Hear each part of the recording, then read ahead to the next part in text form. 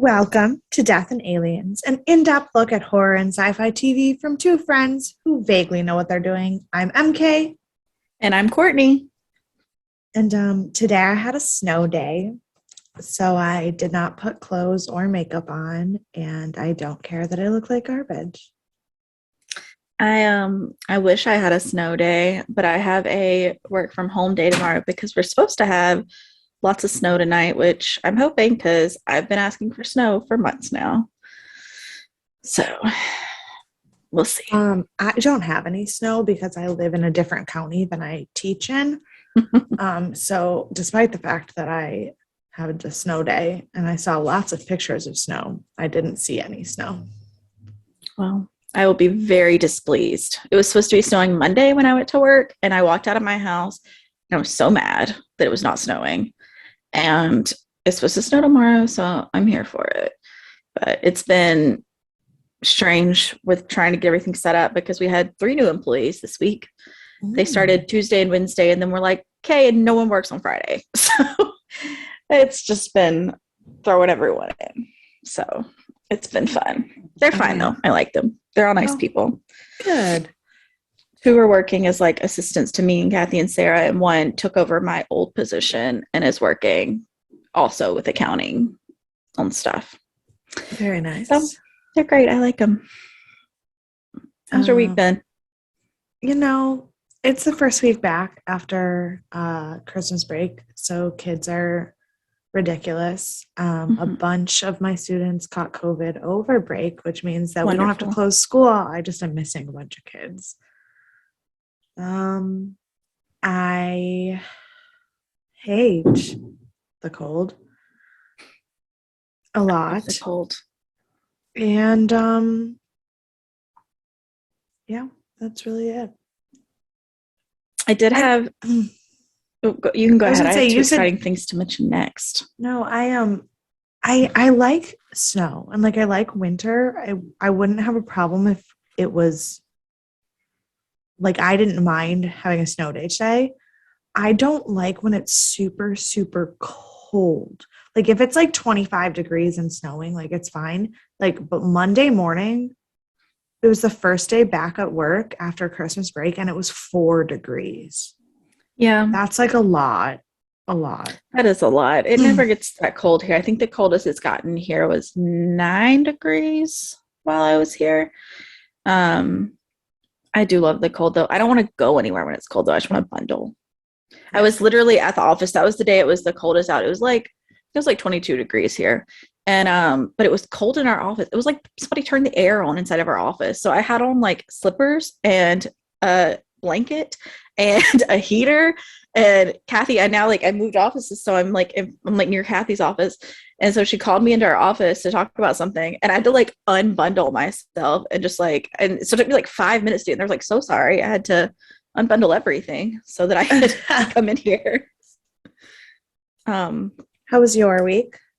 It was pretty good. It's been busy-ish because I've been training the new people. They're lovely though. They only ask questions that make sense, which is great. I like when that happens. Also though, one of my Christmas presents finally got here because when I went home, my dad was getting my guitar fixed because the EQ box fell out of it. It turned out it was a defect. So instead of fixing my guitar because it was unfixable, he just bought me a new guitar. And he mailed it to me, and it came in last night. And I've been playing Rocksmith on my Xbox with it, and I love it so much. Nice. It is so much fun. So one day in 1,000 years, I'm going to know how to play guitar. I vaguely know how to play guitar right now, about as much as I know about, podcasting. I know the same about guitar. I know the basic chords, and I can play 2 songs. So, starting well. But yeah, so my week's been fine. Yeah, I know. It's winter. It's the first week back to real life. Nothing's really that exciting. Yeah, but we had last week's episode we hadn't talked to each other for a while. And so we were That's so true. excited and so many things had happened. And now That's it's just like, true. it's a normal week. Like I haven't even worked at the bar since Saturday. So like, because it's been so slow. So I'm just like, I've literally like gone to work. I got new coworkers. I came home. I watched Castle. And then last night I played my guitar. Well, and I haven't gone to work at the theater because we don't have any shows booked right now. So like Right. I just went to work at school. The kids were kind of annoying. I came home. I watched some TV and then I went to bed. But all of the shows that I've watched this week, you don't watch. So because the new season I want to watch it though. the new season of The Bachelor started, which Courtney will not Mhm. be watching with me. I'm on hiatus right now for this is my 2 to 3 season hiatus I take every few years. But I will say, like, The Bachelor was fine. I love Clayton, but it's the first night and it's the 2 hours of meeting all of the girls, and it's not that interesting. None of the Mhm. girls are really that interesting to me yet. I could not even tell you any of their names. I forgot them all. I usually can't tell you their names by the end. There's usually a good handful of people I still can't tell you their name by like the fourth to So last I have episode. nothing really to report on The Bachelor because like there was all this stuff going on the internet this week about one girl who like made a really interesting entrance and then wasn't at the rose ceremony. I didn't even notice. So clearly I was not that invested. Mhm. I also watched The Amazing Race, Which I will watch at some which point. I can't talk about yet because Courtney hasn't watched it yet. And I watched the Harry Potter reunion episode, which Courtney has not watched yet. So I started watching the Boba Fett series, which I don't know if you've watched. No, I have not watched yet. Yeah. So again, But I did hear I heard it was pretty good. it's good. It's slow. It's like interesting, but I don't know. I could just kind of watching it. I hope that by the end I like it. Right now I'm watching it because I watch everything. Right. But yeah. So I'm just watching Castle. But I only have 2 episodes left, so I'll be starting a new show soon. Do not worry. I will talk about something new soon enough. Fantastic. I mean, For the next 2 months. one day I will catch up with my YouTube videos and be watching other TV shows. I'm up to February of 2020. Nice. You're nailing it. Yes, I know. I'm doing so well. Also only listening to my Sinisterhood Patreon right now to catch up because I just joined. And so I'm not even like diversifying on podcasts. I'm caught up to 2013 in podcasts. You're a little behind. Just a little bit. So yeah. Nothing really interesting to catch you guys up on. Yeah. Good times. Fantastic. So let's get into the actually interesting things. Let's do it. This show. Dead Like Me, Season 2. Season 2, Episode 1 is called Send in the Clown. It was rated 7.9 stars. And it came out on July 25th, 2004. The number 1 song at the time was Confessions Part 2 by Usher, which is a banger. It is the number still one a banger. Oh yeah. The number 1 movie at the time was The Bourne Supremacy, which I have still never seen. I watched, it's a trilogy, is that right? Yes. I watched the trilogy. They may have come out with a 4th one at some point, but I've watched 3 of them. They did come out with a 4th one. Okay. I've watched 0 of them. I liked them. Isn't it Jason Statham? No, well, it was Matt Damon. Oh, it was Matt Damon. I watched the Bourne movies and then got really into Jason Statham at the same time. And so I was like, fair. Those are similar. Was that him? That was my thought process. That's fair. They are not the same. No. They are not the same.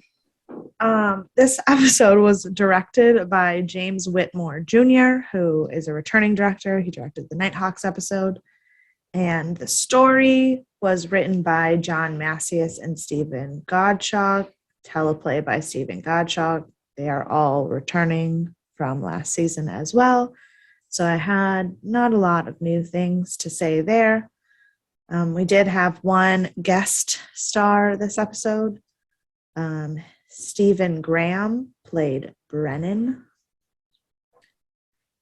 His prior roles are all very small. He was like in one episode of Andromeda and played a random party boy in White Chicks. Since then, I think that's where I knew him from. I was like, why can't I think of where he's from? But I've seen that movie quite a few times. Since then, he still doesn't have a lot of roles. He was the lead role in the show called Between. That looks interesting, but I had never heard of it until I looked at this. So I have nothing. I may have watched that. The only thing I will say about him is that his wig in this episode was tragic. And if that wasn't a wig, that's even more tragic. I think that was his real hair. Because I think I've seen him with that hair in something else. That is so tragic. It's early 2000s. A lot of tragic things happened to them. So in this episode says, George falls for the cute guy she's assigned to train at Happy Time, much to Dolores's chagrin. Mason's rape at a children's birthday party turns out to be his worst experience ever. I would also like to cut in. I did watch Between. I watched it during quarantine. It's excellent. Oh, okay. You should watch it. It's a great show. Anyways, fantastic. You were like trying to think of that the whole time. I know. I was like, so I looked it up and I was like, yes, this is the one I watched. Okay. So the episode starts at the diner. They are talking about if their names were ever in the paper. It is George, Daisy, and Mason. George is having all kinds of feelings about the only time her name was ever in the paper was her death. And Mason says that he was in the paper a lot, but only as vague descriptions of him fleeing crime scenes. Yes. Daisy's a slut is my next note.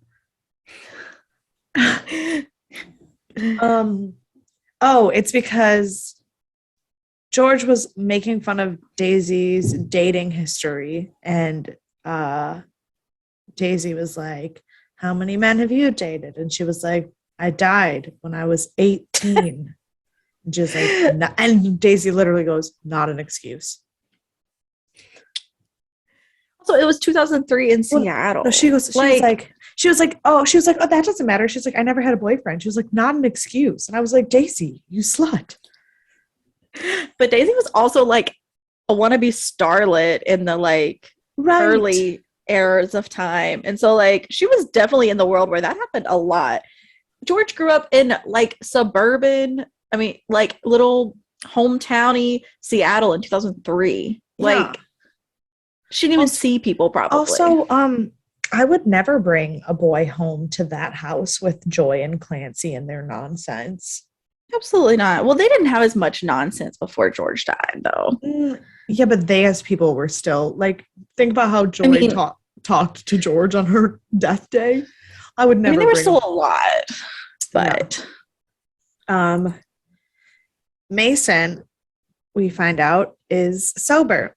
He has not been doing any drugs or drinking, and he is amazed because he's like, I think I'm more attractive now that I'm sober. Yeah.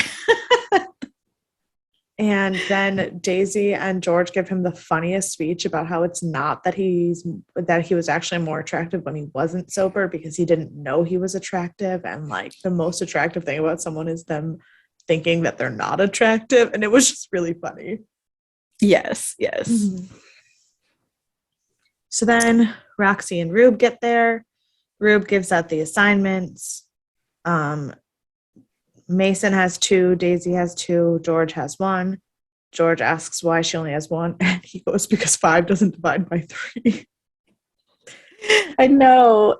And I was like, we haven't taken a life in ages. Like, some of them have, but George hasn't taken a life in like 4 episodes or something. And Roxy doesn't have a job, and George wants to know why, and Rube's like, none ya. Yeah, I really want to know more about what's happening with Roxy and Rube's friendship, because is she like moving up the ladder? Is that why she's not getting these jobs and gets to kind of do what she wants? Well, she does kind of get to do whatever she wants. Mm-hmm. But that is, I don't know. Then they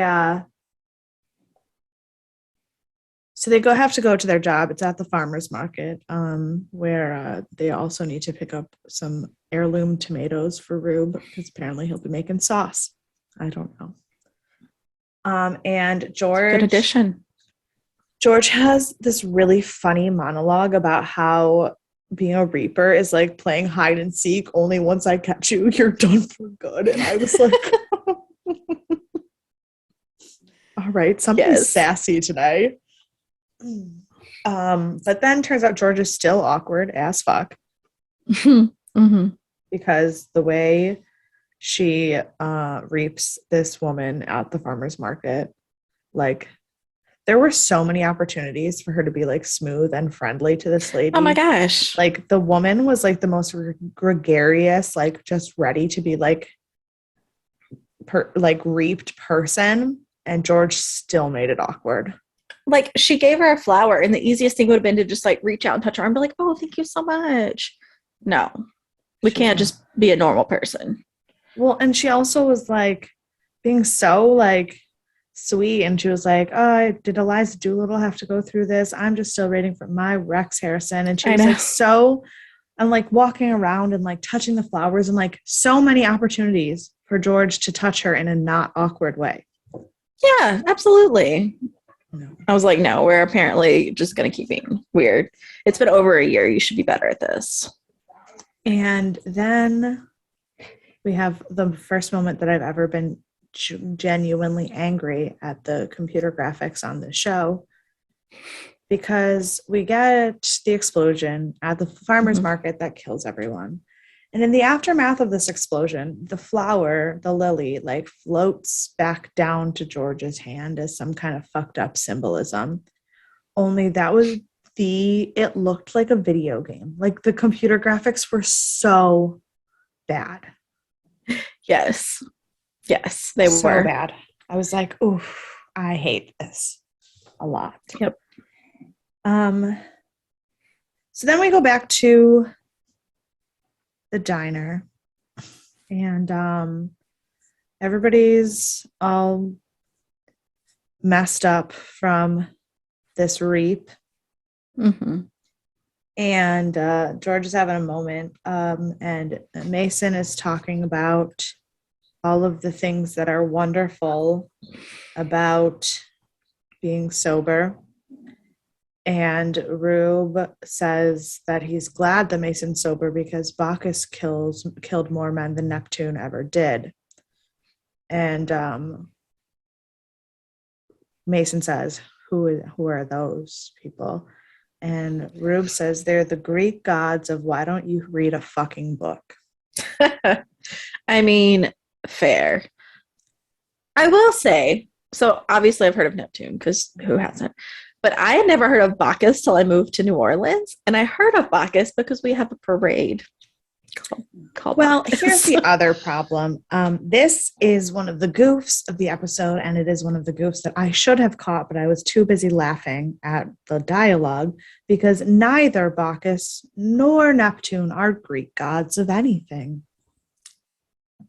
They are the Roman gods. The Greek versions would be Dionysus and Poseidon. Oh, see, I was thinking that Dionysus was the god of all the pleasure things, drinking, drugs, and all that.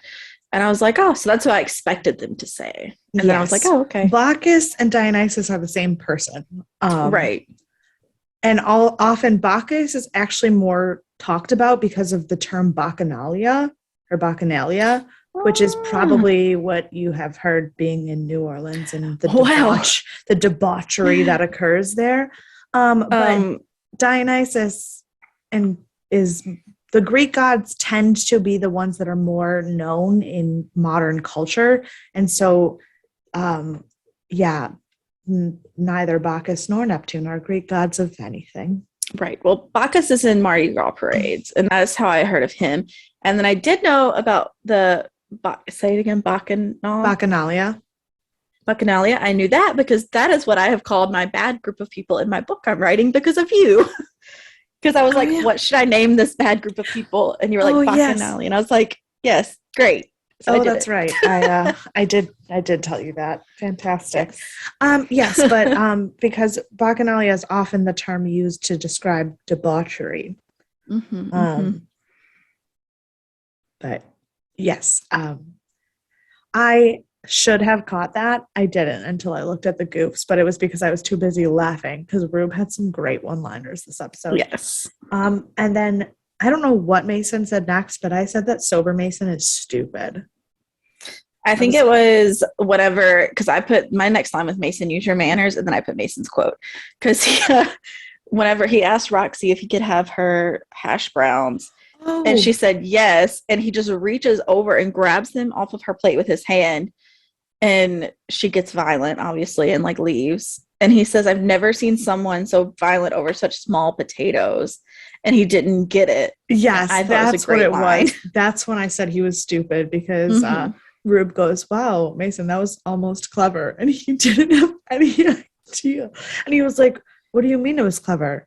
And Rube was like, well, because hash browns are small potatoes. And he was like, yeah, I don't get what you're saying, because he's clearly never heard of the phrase small potatoes before. Right. Yes, that's why I thought he was stupid. Maybe it's because he's British. They say weird things. Did you know I learned this week that British people call Sprite lemonade? Yes, I did know that.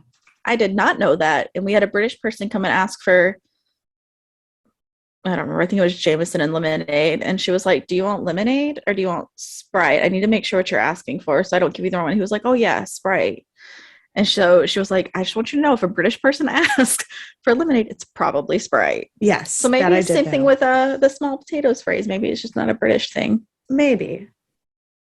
I mean, Mason's a moron, so I'm not going to say like, if it was, he still would not know it. But then Roxy leaves after almost stabbing Mason. And Roxy and Daisy have a moment where Daisy's like trying to be nice and Roxy's being Roxy, and Daisy's like, I don't know why I even bother with you. And Roxy's like, because I'm the only person who gets you. You're a chihuahua. And then all I could think about, I was like, what dog would everyone be? Like of the 5, not of like everyone, but like, I feel like Roxy would be like a boxer. Yeah. And I think Rube would be like a German Shepherd. Yeah. I was going to say he would be some kind of, but he'd be some kind of like sheepdog, I think. Yeah. Like a herding and he'd be dog. like tough, but like also loving. Yeah. Mason would be a golden retriever. I don't know. They're pretty smart. That's my only problem with that. Yeah. I don't know. I don't tend to think of golden retrievers as smart. Yeah. Oh, I think they're smart. I knew one named Goldie that was smart. And the owner wasn't for naming them Goldie. They were also very nice. They were old people. Oh, okay. And I don't know what George would be. Something fuzzy. She'd be like a Weimaraner or something. No, that's not the one I want. The one that's like a big version of Jenna Marbles' dog. Oh. Yeah. You know what I'm talking about? Yeah, but I don't know what they're called. No, I think see, the problem is actually I think George is a Chihuahua. Yeah, I think so. I think Daisy would be like a poodle. Yes. Mm-hmm. All right. Anyway, then we go to the last house where Joy is asking Reggie about doing drugs.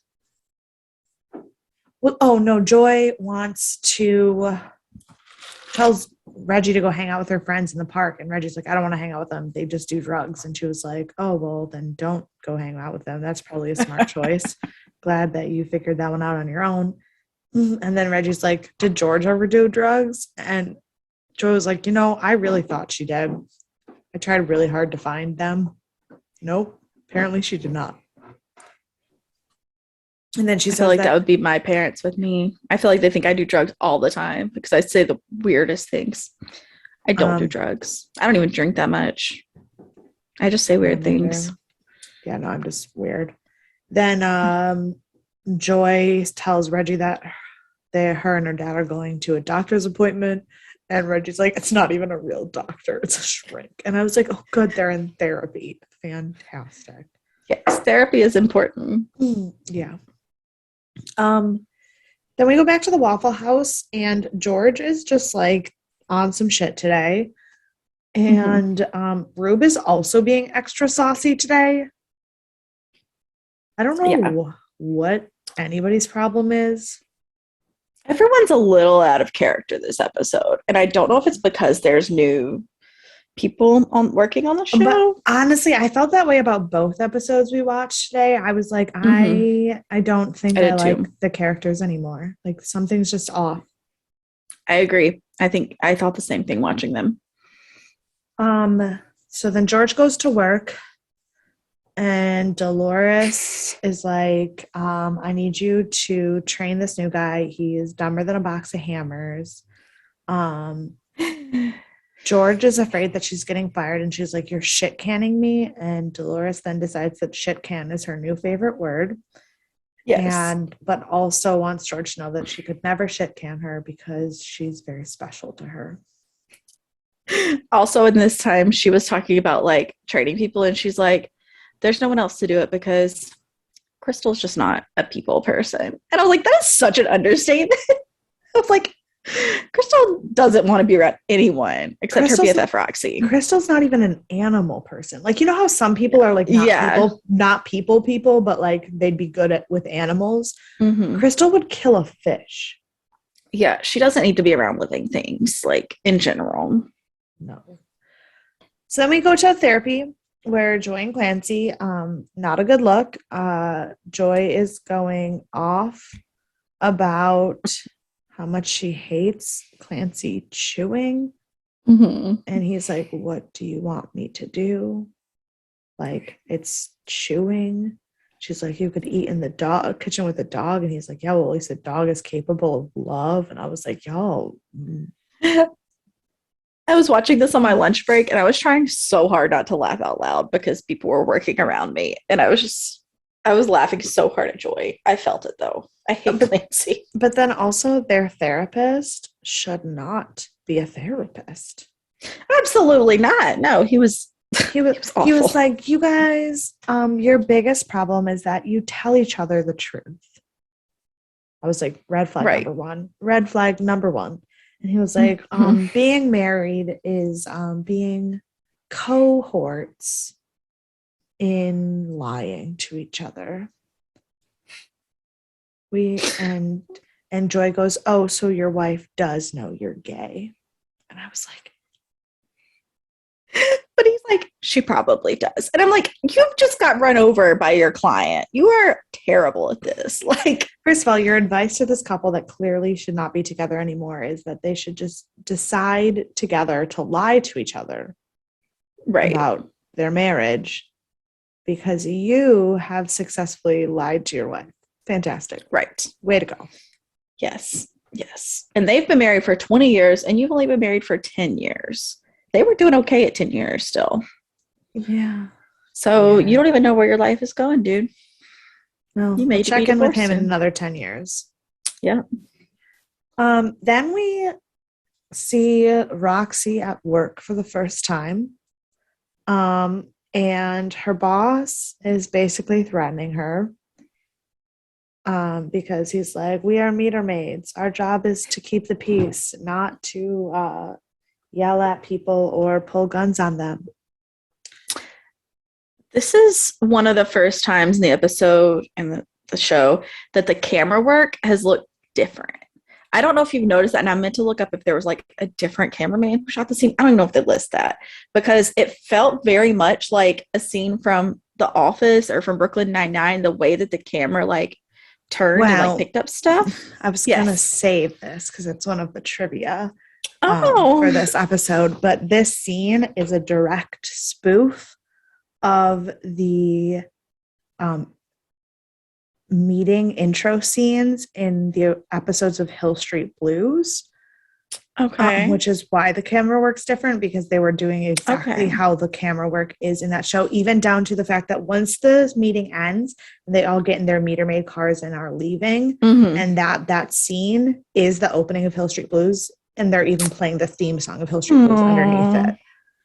So it did look different intentionally. Excellent. I'm not a crazy person. No. So excellent. Then we go to Happy Time, where George is training Brennan, the boy who he's pretty, I guess, and she is freaking out. She's lost her goddamn mind. She says that she wants to rip his skin off and wear it. I just put, okay, Ed Gein. Which is not how I usually feel about people that I have a crush on. That's also not how I feel. I have said that I wanted to bite people, but so maybe I'm like one step. But also, you're super into Twilight. So I feel like that's different. But also, my problem with her crush is not really the fact that she is trying to kill this man. It's mostly that she has a crush on what could only be described as the dumbest person on the face of the planet. Yeah. God bless him. Yeah. He doesn't know how to answer a phone. No. And I've had a lot of different phones and offices I've worked with, and sometimes it can be hard to figure out how to transfer a call. Okay, but answering the phone is not hard. Here's the thing. Not knowing what extensions to use, not knowing what the extension to dial outside of the office, using a different phone system, fine. Those are all normal things to get trained on. Not knowing that you should ask the person that you're on the phone with if you can put them on hold when another phone call starts coming in is a little not knowing which button on this phone is the hold button. Okay. Even though usually the hold button does say hold on it. Right, but fair, it didn't if you looked at the phone when they showed it. But what was confusing was the phone started ringing and he said, "What do I do?" Usually when a phone rings, you answer it. Well, he is a moron. There are times I look at my phone when it rings and I just say, "What do I do?" But that's more of I know what I'm supposed to do. That's more of an existential crisis about still working in a job where you need to be answering the phone. Right, yes. And I have caller ID. So it's usually regarding whoever's calling. The secretary at my school is one of my oldest friends. He and I went to high school together. He was my first friend on Facebook outside of my dad. He's one of my oldest friends. And he was like, sometimes I get uncomfortable when I call your classroom because you answer the phone like a phone sex operator. And I was like, what are you talking about? He's like, I don't know. The way you say hello sounds like you're a phone sex operator. And I go, that's just my voice. And do you call a lot of phone sex operators? That's the follow-up question. Right. But then because he did that, I am more obnoxious about it every time he calls my classroom. I'd be like, hello. He's like, shut the fuck up. Does he listen to the podcast? Probably not. As one of your oldest friends, he should listen to the podcast. Probably. But whatever. I'll just fight him. It's fine. Okay. So then Rube and Mason go to Mason's kill.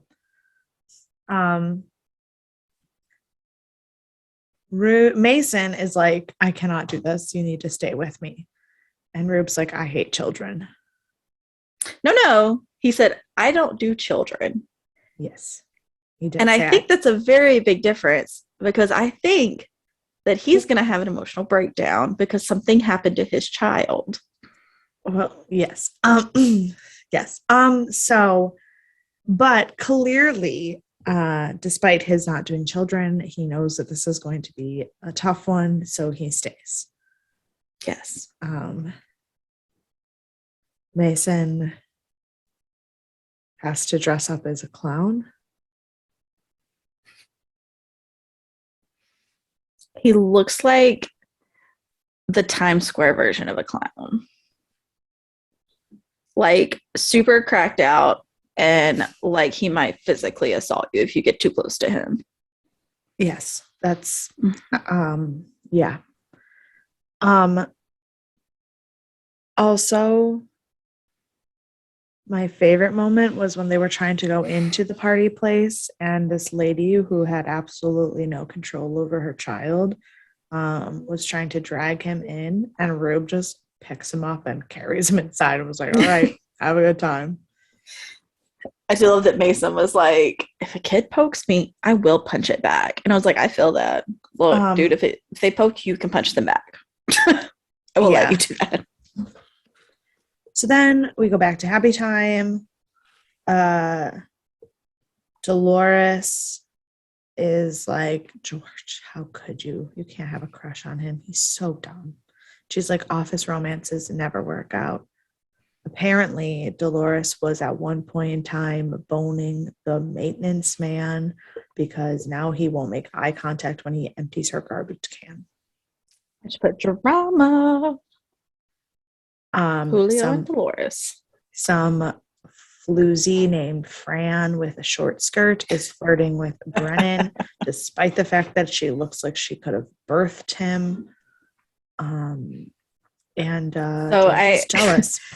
She made me think of, I have a friend, I won't say who it is, but I have a friend who worked at an office where attorneys work.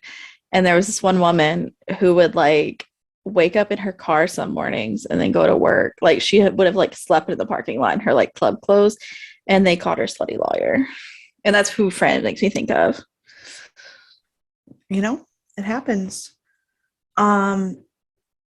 Then we get a shot of Clancy and Joy sitting in their car having a discussion, and they decide to do the right thing and get a divorce. Yep. I just put yay, Joy. Kick him to the curb. Then we go back to Happy Time where George is shredding some papers, but she's too busy thinking about Brennan and Fran. And this is the real reason why you should not have an office romance, because then she shreds her finger right off of her hand. Mm-hmm, mm-hmm. And as someone who almost did that, it hurts. And it doesn't heal properly. I mean, do not recommend. Luckily for George, she just sticks it back on. Ugh. And it heals again. That'd be nice. That's a little disconcerting. And also, I feel bad for whoever then needed to use the shredder next. And there's like blood and nasty skin pieces. Ick. Yeah. So then we go back to the knockoff Chuck E. Cheese place, and Mason is absolutely failing at being a clown because the only balloon animal he knows how to make is a penis. And just clearly not appropriate for a child's birthday party. Right. He also keeps swearing at the children, and the little girl whose birthday party it is, her dad comes over and is like, dude, what the fuck? And then Mason finds out that the dad is the target and gets very sad. Mm-hmm. I thought for entirely too long that the girl was the one who was going to die, the birthday girl. I am very, very glad that it wasn't a child. Based on the episode description, I was sure it was going to be a child, and I'm very glad it was not. Yes, me too. And this guy was kind of a jerk, so it seems like it's okay he went. I didn't really think he was a jerk. I mean, he said some jerky things later, but like I think they were justified. I don't think he was a jerk. I think he I was mean, just they were justified, but like Mason was supposed to be helping him, and like he knew, yeah, but like Mason he did a couldn't tell him. terrible job. Well, he did, but he was more mad, not of like how terrible he was, but the fact that he didn't tell him. It's like, well, of course he can't tell Well, you. yeah, but That's his job. if he had not been weird and uncomfortable and it actually made the day a better day, he probably wouldn't have been as angry. You're probably right. But I mean, because think about it, like his still. wife did not seem like a very nice woman. And his Mhm. daughter was just trying to have a good birthday party. And he clearly was he was clearly stressed out and just trying to make a good day for his daughter. Mm-hmm. Mm-hmm. So then we go back to Happy Time where George, who was rescued by Brennan from fainting, is now making out with him at work because that's appropriate. Right. Dolores sees She them just making picks out. the worst guys. I mean, the one that's gonna die, and then this guy she works with, who's a moron. Yeah.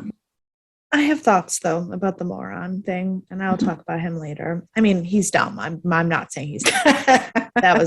Sorry, that made it sound like I was saying that I thought he wasn't dumb. No, he's dumb. Yes. Then we go to Roxy given a ticket, and Daisy runs into her, and Daisy's like, why are you not telling that guy off? And Roxy's like, I can't. Like, the boss said I'm not allowed to mouth off anymore. And Daisy's like going off about her dream. And they're just having a moment. Mm-hmm. I kind of like the idea of Daisy and Roxy being friends. I do, but I just don't know if Roxy's gonna like fully give into the friendship. Well, and I want her to. I don't know that Roxy fully gives into anything, really. I don't think so either, and I want her to. Yeah. Then we go back to the party where Mason is being gross and talking about this girl's tramp stamp. And I just put, oh my God, a fishtail thong. The early 2000s were a time. Yes. Rube is being super sweet to this little 6-year-old girl, and she likes Mason. She thinks he's funny, and Rube's like, just never forget how funny he was. Like, because she's 6, she's not going to remember the weird balloons. She's just going to remember that the clown was funny. Mm-hmm. And she asks Rube if he has a daughter, and he says she does, but she's not here right now. So that's when we get confirmation that Rube did have a daughter. I just put cool. I'm gonna cry. Yeah. So then we go back to Happy Time. We go back to Happy Time where Dolores's idea of protecting George is to give her a promotion, to get her away from Brennan. And George reacts to her promotion in the least mature way I've ever seen. And everybody at the office is talking shit about her and her bleeding finger. And so she goes to these girls and she is like, just so you know, now that I've got a promotion, I take my coffee with cream, a little bit of sugar, and a lot less of your bullshit.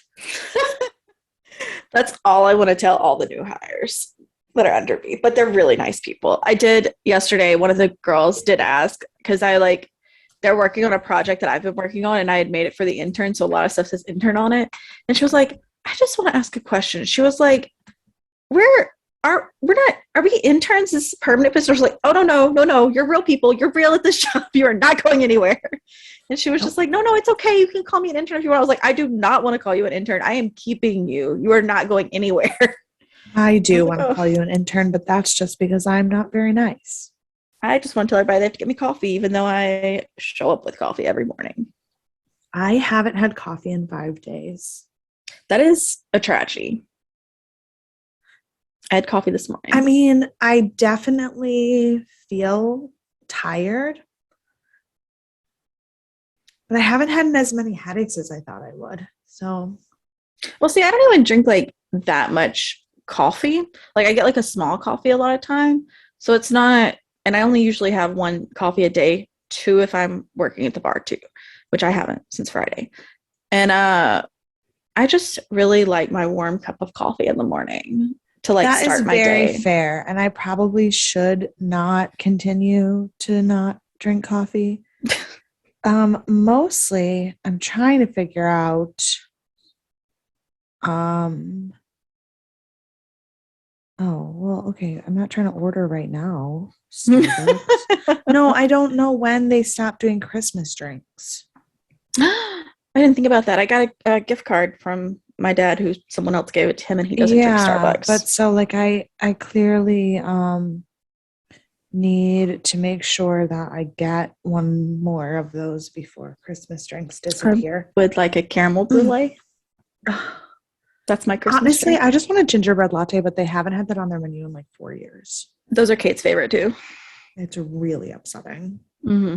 I did try the sugar cookie almond milk latte, but without almond milk because I don't drink almond milk. Is it super sweet? No, I thought it was going to be a lot sweeter than it was. It was actually tolerable. Anyway, Roxy. Oh, because while Roxy and Daisy were having their moment, an old lady died, and it was actually kind of comical. But then very funny. There were these two teenage hooligans who were a part of this whole situation. And so then the cops are interviewing these old Chinese ladies who are yelling in Chinese about it. And Roxy helps the cop. And the cop's like, you should probably not be a meter maid. Too smart. Mm-hmm. You got it. He says, did you clothesline that kid? And she's like, yep. He said, I think you have the wrong job. She said, I got she said, I got nothing but wrong jobs. Yep. So then we go back to the last house where Joy and Clancy are telling Reggie they're getting a divorce, and it's kind of a sad moment. Yeah, I don't really have anything to say about them. I do. Okay, go for it. It is sad, but they're talking about like where they're gonna live and everything, and she's asking about like JD and if you're gonna have a backyard or whatever. She's like, you have to have a backyard, and he's like, I don't know. And Joy just says, most sorority houses have a backyard. It's like, sick burn, Joy. And he's like, let it go. And I'm like, first of all, it has not been long enough to let it go if she was gonna let it go. Yeah. But this is your fault, Clancy.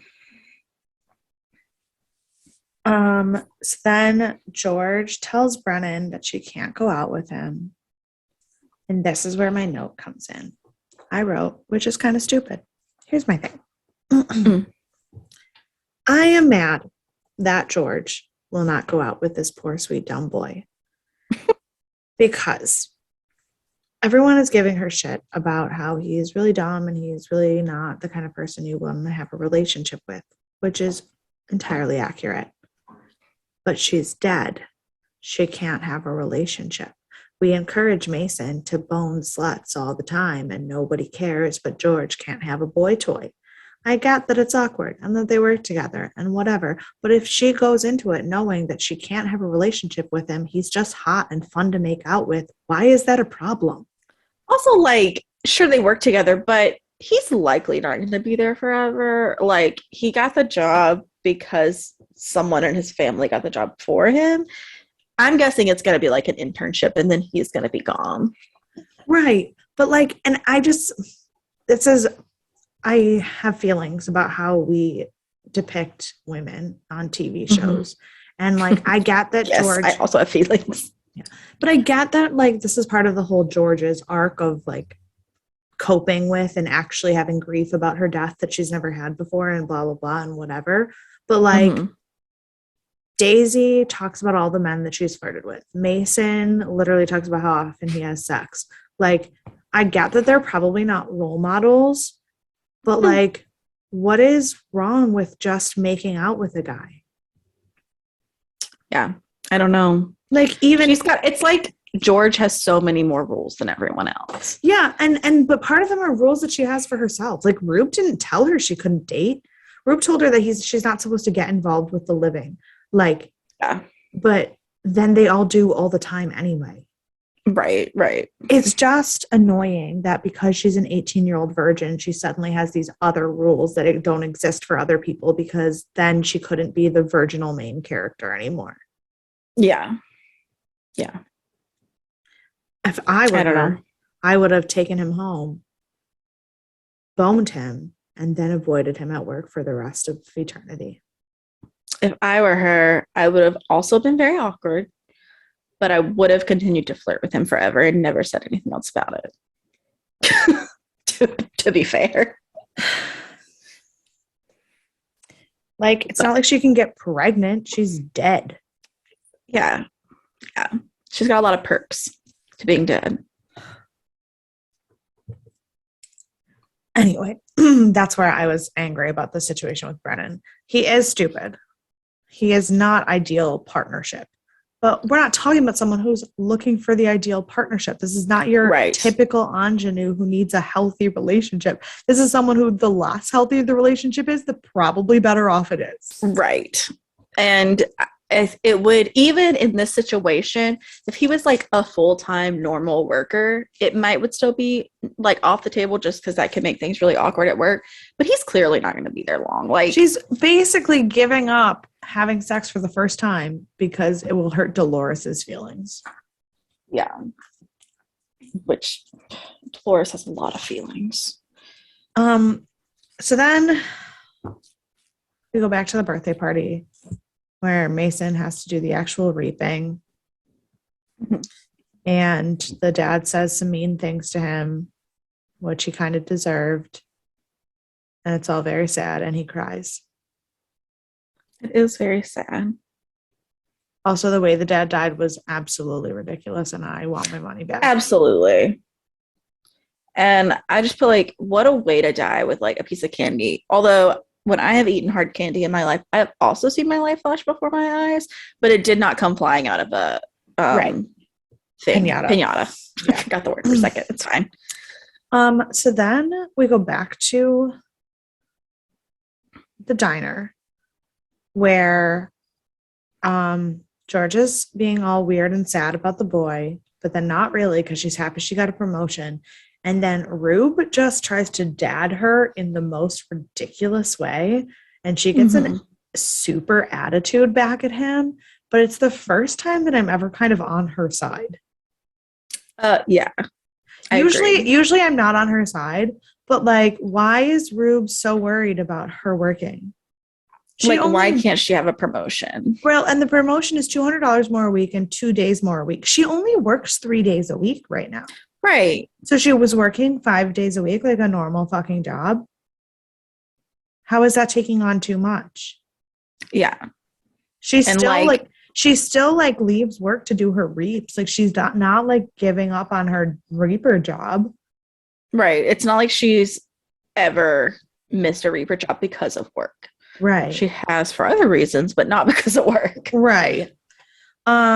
Especially because we also find out that Roxy joined the police academy, which was an excellent place for her. No, and it is excellent. And in terms of my being happy for Roxy, I'm super happy for Roxy. Mm-hmm. But totally, it's a double standard. Yeah. Mm-hmm. Mm-hmm. And the funniest moment, though, is when Daisy's like, "Oh, you're a cop now." I do not care for that. Yes. I will say there was also a sad moment in this scene where he calls her Peanut and she says, "Don't call me Peanut." And then I was like, I bet he called his daughter Peanut. Yeah. And it was sad. Mason is also very sad. He's so sad he starts drinking again. But character development, he pays the hobo for the booze. Mm-hmm. Mm-hmm. We are growing as a person. Then we go back home. And Daisy brought those lilies home for George. And George is really happy about it. But then so nice of her. She's being like a huge dick to Daisy. Daisy's like, you could still call him. Like, you can still call the boy. Like, it's okay. and like Daisy's trying to be a good friend, and George is just like got a super attitude, and Daisy's just like, you are so angry for no reason. Like you're still like there's no reason for you to be this angry. And even to be angry with me. Like part of it is Daisy's like, I'm in the same fucking boat that you are. And then Daisy does say something that I think it's truthfully the first time anyone's actually said it. But Daisy's like, I am sorry that you died so young. I know. I think it is the first time anyone said it. And she was like, so I'm sorry, but I'm going to bed now. Like, I don't deserve to be the victim of your anger because your anger is not justified. And it's being directed towards me. I think that if Daisy didn't keep her outer, like her superficial shell on, she would be like the best friend. Because like she's still a good friend at this point. With like she's trying to be a good friend of George, but she's a little keeps vapid. Hiding.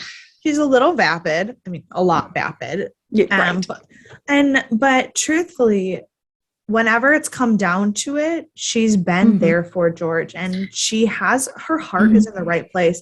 And I think in terms of character development, she has had the most growth.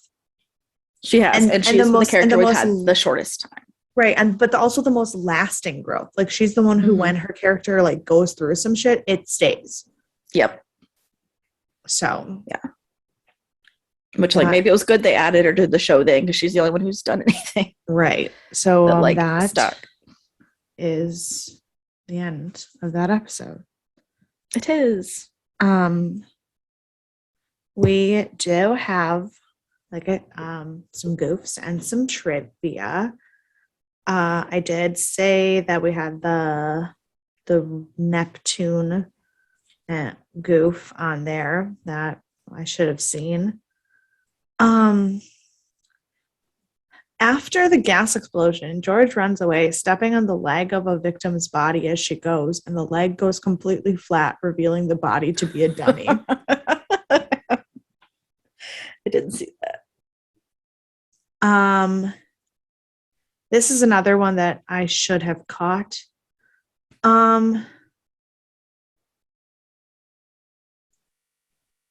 George talks about going to see the flying Wallendas at the circus as a child, but they're not trapeze artists. That doesn't exist. The great Wallendas are tightrope walkers. And Nick Wallenda is a current tightrope walker who walked over Niagara Falls. I was there. Oh. But they didn't really do a lot of circus stuff anymore at the time that she would have been a kid, because in 1960, their most famous trick was walking across a tightrope in a pyramid of 7 people. And in 1962, someone fell and it collapsed and it paralyzed 2 of them. Oh. So they are still, like, their family is still famous for tightrope walking. Like I said, Nick, I think it was maybe 10 years ago that he walked across the falls. And he's walked across the Grand Canyon and a bunch of stuff. Like is he the one that's had TV shows? Yes. Me and my mom watched one of them.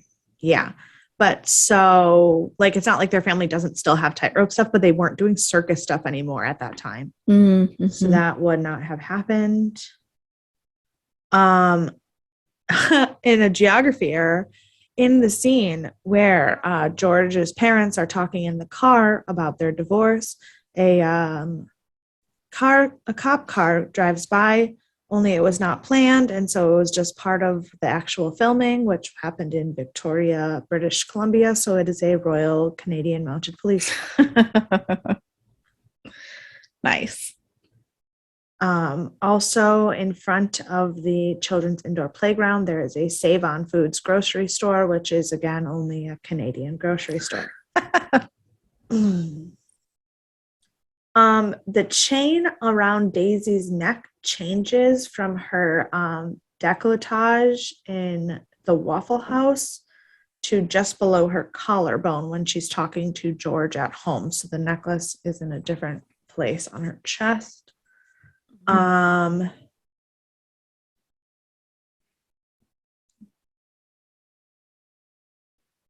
These are dumb. I don't like continuity errors in terms of like, I mean, the necklace thing is continuity. And like some of these are dumb. Like one of these is a continuity error in the terms of it says Daisy says she died in 1938, but she earlier says she rode the bike from Wizard of Oz, which was released in 1939. Yeah, she's fucking dead and walking around on Earth too. Like, what do you mean that's a continuity error? It doesn't say she did it before she died. Right. So that's dumb. But trivia.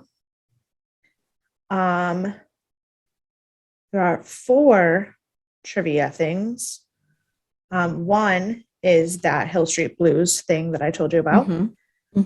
One is that there is a part of a voiceover where George asks if it is pronounced schmutz or schmutz. That was actually George pausing to ask the director how to pronounce that word, and they just found it funny and left it in. In the scene with Joy and Clancy in the car, this is a really stupid one, but it's trivia. So the shot of the car, like they have the shot inside the car and then they come up exiting the car. They filmed that and then we're like, oh, we should probably put a shot at the beginning to show us that we're in the car. So the zoom into the car is actually just the zoom out of the car in reverse and backwards. Sped up. Yeah. Nice. And then this one is my favorite because the title, Send in the Clown, is actually a reference to a song, Send in the Clowns by Stephen Sondheim, the victim of the episode that dealt with the clown. His last name was Sondheim. And also Mandy Patinkin recorded Send in the Clown for his Mandy Patinkin Sings Sondheim album. I did know about the Sondheim and Singing in the Clouds. I did not know Mandy Patinkin recorded it. So Mandy was one of Steve Sondheim's best friends. Like they were very, very close. Mandy originated the role of George Surratt in Sunday in the Park with George, and he recorded so many Sondheim albums, but Send in the Clowns is one of the songs that he did record. Nice. I did not know that. That is a fun trivia. Yes. So, who would you like to punch? Oh my gosh. Oh goodness. Okay. Oh gosh, I forgot we do this. It's a lot. Who do I want to punch? I don't know. Who do you want to punch? Clancy. Oh, you're right. I also want to punch Clancy. I'm stealing yours, but it's because you're right. Yeah. So there's that. And who's your MVP? My MVP, I think it's going to be Rube because I'm really sad about his daughter. I think mine's going to be Daisy just for that speech at the end. I almost picked Daisy, but I'm very sad about whatever is going to happen that I don't know yet. Yeah. So. Well, that is the first episode of season 2. Yeah. And if you have any thoughts or feelings or concerns or questions. And we have been posting about our recast options on Instagram this week. If you like things like that, tell us. Yeah. We will do more. Yes, you can follow us and let us know. At Death and Aliens on Instagram, Twitter, all of those fun things. You can email us at deathandaliens@gmail.com. You can follow me on all of the social media at EMKAY_superstar. And you can follow me at CECloud13. And we we'll see you later this week. And that's that. Bye. Bye.